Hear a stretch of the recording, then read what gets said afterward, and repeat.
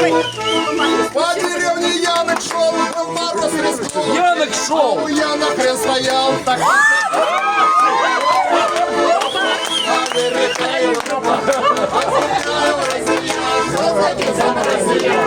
как вас зовут?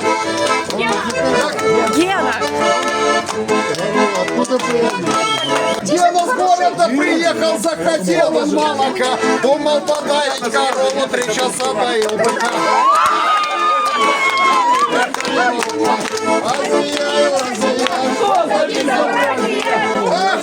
Эх я, пригласила хахаля, усадила между ног, он нанюхался и сдох.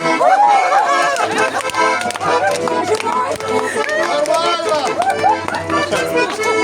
Дорогие гости, мы вас не обидели, вот такого вот концерта хрен бы где увидели.